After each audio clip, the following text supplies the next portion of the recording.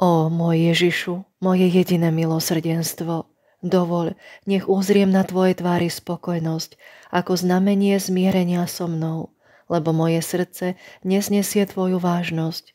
Ak ešte predložíš túto chvíľu, pukne mi od bolesti. Vidíš, že už som skrúšená na prach. V tej istej chvíli som sa ocitla akoby v paláci. Ježiš mi podal svoju ruku, posadil ma vedľa seba a láskavo mi povedal: Nevesta moja, vždy sa mi páčiš svojou pokorou. Najväčšia úbohosť mi nebráni spájať sa s dušou, ale kde je pýcha, tam ma niet. Mária, ty nás vedieš skratkou k svetosti, milosti plná. Ty dokážeš zmeniť naše správanie, že bude v súlade s Božou vôľou. Zriekame za seba a odovzdávame sa ti s úplnou dôverou, že ty najlepšie vieš, čo je pre nás dobré. Vezmi si našu vôľu, aby sme chceli len to, čo chceš ty. Vezmi si naše srdcia, aby sme mali radi to, čo máš rada ty.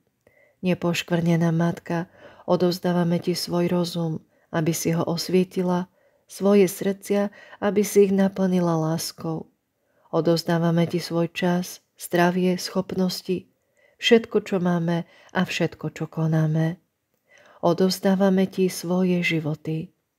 Svätá Faustína, oroduj za nás spolu s celým nebom, aj s dušami v očistci, nech v poníženosti ducha konáme všetko skrze Máriu, s Máriou a v Márii.